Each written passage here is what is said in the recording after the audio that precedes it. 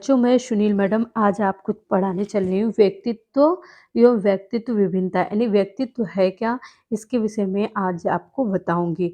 सबसे पहले हम देखते हैं, वैसे भी समझाने की कोशिश करते हैं कि व्यक्तित्व शब्द लोग कह देते हैं ना कि अरे उसका व्यक्तित्व बहुत अच्छा है, लेकिन पूर्ण रूप से उसे समझना चाहिए। कहने का मतलब है कि हम किसी बाह्य रूप को देखकर उस व्यक्ति के व्यक्तित्व के विषय में जज नहीं कर सकते हैं कि उसका व्यक्तित्व कैसा है। इसके लिए हमें आंतरिक और बाह्य दोनों रूपों को देखना होता है। तो आइए हम उसके शाब्दिक अर्थों को देखते हैं कि व्यक्तित्व का शाब्दिक अर्थ क्या है।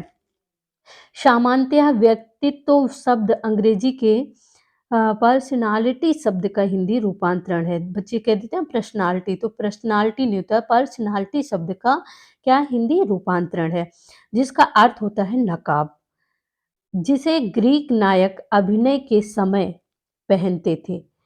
ग्रीक नायक क्या करते थे? अभिनय के, यानी ऐसे सीधे आप जान लीजिए कि पर्सनालिटी का अर्थ होता है नकाब, जिसे क्या करते थे अभिनेता लोग क्या करते हैं, अभिनय के समय पहनते हैं। जैसे आप देख रहे हैं फिल्म इंडस्ट्री होती है, उसमें क्या है, रियलिटी उनकी कुछ दूसरे होती है। वो अच्छी बहू का नाटक करती है, लेकिन वास्तव में होती नहीं है। क्यों? क्योंकि उनके हम बाह्य रूप को देख रहे हैं, उन्हीं को देख के हम कहते हैं अरे इसकी पर्सनालिटी बहुत अच्छी है। लेकिन बस इतना होता नहीं है इस तरह कि उनके बाह्य रूप को देखकर हम क्या करें, जज कर दें कि इसकी पर्सनालिटी बहुत अच्छी है, जिसे ग्रीक नायक अपने के समय पहनते थे। प्रारंभ में व्यक्तित्व शब्द का अर्थ बाह्य रूप से लगाया जाता है, लेकिन यह सत्य नहीं है, क्योंकि बाह्य के साथ आंतरिक व्यक्तित्व को भी शामिल किया जाता है।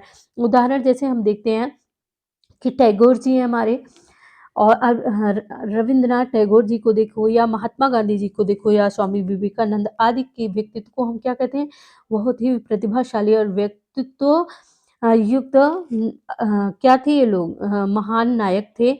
तो वो बाह्य रूप से नहीं, ऐसा नहीं है कि वो खूब अच्छे अच्छे कपड़े पहनते थे, 5,000 के महंगे जूते पहनते थे, ऐसा नहीं। उनके आंतरिक गुणों को देखकर हम जज करते हैं कि उनका व्यक्तित्व बहुत ही अच्छा था, और बाह्य रूप से आकर्षण नहीं थे, लेकिन आंतरिक रूप से बहुत ही अच्छे थे। इसलिए हम कह सकते हैं कि व्यक्ति के बाह्य के साथ आंतरिक गुणों को भी शामिल किया जाता है। तो सीधे हम कह सकते हैं, एक बार फिर हम रिपीट करना चाहेंगे कि व्यक्तित्व क्या है, पर्सनालिटी शब्द का हिंदी रूपांतरण है, जिसका अर्थ होता है नकाब। जैसे प्रारंभ में नायक लोग क्या करते थे, ग्रीक नायक पहनते थे अभिनय के समय, और उन्हें उनके पोशाक यानी पहनावे ओढ़ावे को देखकर हम, या उसकी लंबाई चौड़ाई को देखकर क्या कहते थे, बाह्य रूप। ये क्या है, बाह्य रूप है। इन्हें देखकर ही हम कहते हैं अरे वो व्यक्ति क्या है, उसकी पर्सनालिटी बहुत अच्छी है। लेकिन सिर्फ कहने का तात्पर्य है कि बाह्य रूपों को देखकर ही हम उसके पर्सनालिटी या व्यक्तित्व को जज नहीं कर सकते हैं, उसमें आंतरिक गुणों को भी शामिल किया जाता है। तो ऐसे कह सकते हैं कि व्यक्तित्व क्या है, व्यक्तित्व बाह्य गुणों के साथ साथ आंतरिक गुणों का समन्वित रूप ही है, जो पर्यावरण में आकर उसमें निखार आता है, उसे हम व्यक्तित्व के नाम से जानते हैं। आपने देखा व्यक्तित्व है क्या, सिंपल से शब्दों में हमने आपको बता दिया। आइए परिभाषा देखते हैं कि व्यक्तित्व की परिभाषा क्या है। तो अलग अलग विद्वानों ने व्यक्तित्व की परिभाषा अपने अपने अनुसार व्यक्त किया है। सबसे पहले जो परिभाषा है, आइए हम देखते हैं किसकी है, वैलेंटाइन के अनुसार। वैलेंटाइन महोदय ने कहा, व्यक्तित्व जन्मजात और अर्जित प्रवृत्तियों का योग है। Very good. यानी जो जन्मजात हैं वो क्या है, वंशानुक्रम से मिली है हमें पीढ़ी दर पीढ़ी। आप वंशानुक्रम जानते हैं ना, पढ़ाया है कि ये क्या है, वंशानुक्रम गुणों का पीढ़ी दर पीढ़ी हस्तांतरण है। और दूसरा क्या है, वातावरण से अर्जित प्रवृत्तियों का योग है, यानी जो जन्म से मिला है बच्चे को, उसे क्या वातावरण में ही निखार आता है। तो दोनों को मिलाकर जब एक योग्य व्यक्ति बनता है, यानी बाह्य और आंतरिक गुणों का योग ही व्यक्तित्व है, ऐसा किसने कहा, वैलेंटाइन के अनुसार। गिलफोर्ड महोदय के अनुसार देखते हैं क्या है।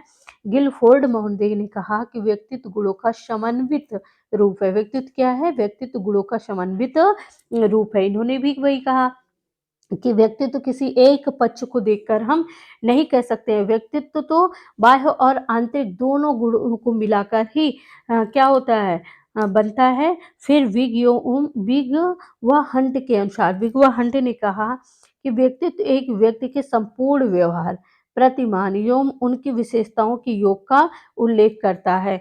व्यक्तित्व एक व्यक्ति के संपूर्ण व्यवहार, प्रतिमान एवं उनकी विशेषताओं के योग का उल्लेख करता है। किसके अनुसार? विगवा हंट के अनुसार। विगवा हंट के अनुसार। आइए आगे बढ़ते हैं हम। अगली परिभाषा वेरी इंपॉर्टेंट है, जो आल्फोर्ड के अनुसार है। कहा जाता है कि सारे वैज्ञानिकों की परिभाषाओं का निचोड़ हमारी आल्फोर्ड महोदय की परिभाषा है। वेरी इंपॉर्टेंट है। TET, C TET, super TET, DElEd सबके दृष्टि से आल्फोर्ड की जो परिभाषा है वेरी इंपॉर्टेंट है। इसे आप ध्यान में रखकर इसे याद ही कर लीजिएगा। आइए आल्फोर्ड के शब्दों में हम देखते हैं कि व्यक्तित्व व्यक्ति के भीतर उन मनोशारीरिक गुणों का गत्यात्मक संगठन है जो वातावरण से अपूर्व समायोजन को निर्धारित करते हैं। यानी आल्फोर्ड ने क्या कहा कि व्यक्तित्व व्यक्ति के भीतर उन मनोशारीरिक गुणों का गत्यात्मक संगठन है जो वातावरण से अपूर्व समायोजन को निर्धारित करते हैं। वेरी गुड, ये बहुत ही इंपॉर्टेंट परिभाषा है, इसको आप जरूर याद करिएगा। आइए हम इनकी विशेषताओं पर प्रकाश डालते हैं कि विशेषताएं क्या क्या हैं। तो चलिए हम लोग विशेषताएं देखते हैं कि विशेषताएं क्या हैं। सबसे पहले व्यक्तित्व की निम्नलिखित विशेषता है, लेकिन सबसे पहले हम जो देखने चल रहे हैं वो पहला है आत्मचेतना। सबसे पहला जो गुण होना चाहिए व्यक्ति में, आत्मचेतना होनी चाहिए। व्यक्तित्व में देखा जाता है कि व्यक्ति स्वयं से चेतना उसके अंदर है कि नहीं।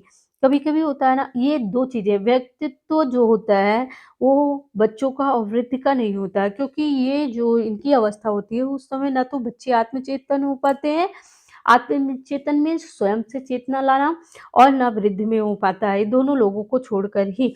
फिर दूसरा है निरंतर निर्माण की प्रक्रिया। यानी जो व्यक्ति क्या करता है, निरंतर प्रयास में लगा रहता है। किससे प्रयास? एक नए निर्माण में, और ऐसे निर्माण जिससे उसके व्यक्तित्व का पूर्ण रूप से निखार आ, उसके व्यक्तित्व का पूर्ण रूप से निर्माण किया जा सके और उसमें निखार आए।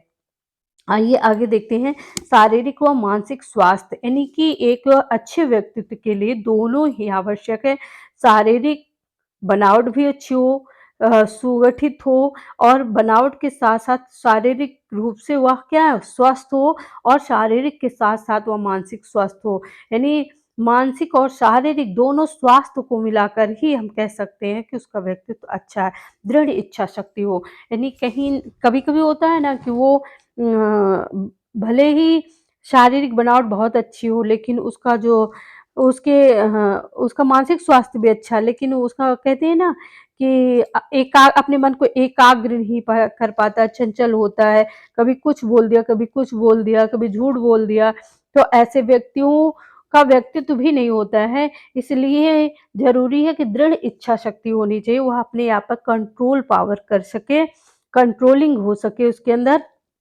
फिर आपका निर्देशित लक्ष्य प्राप्ति, निर्देशित जो निर्देश किया गया है उस लक्ष्य को वह प्राप्त कर सके। सामाजिकता होनी चाहिए उसमें, सामंजस्य की भावना हो, वह जहाँ भी रहे अपने को एडजस्टमेंट कर सके, एडजस्टमेंट की भावना हो, एडजस्ट कर सके, चाहे समाज हो, चाहे परिवार हो, चाहे विद्यालय हो। और फिर एकीकरण होना चाहिए। ये क्या है? व्यक्तित्व की विशेषता है। धन्यवाद बच्चों। अगले वीडियो में हम आपको पुनः मिलते हैं। तब अगले वीडियो में फिर एक नए टॉपिक के साथ हम आपको मिलेंगे। धन्यवाद बच्चों।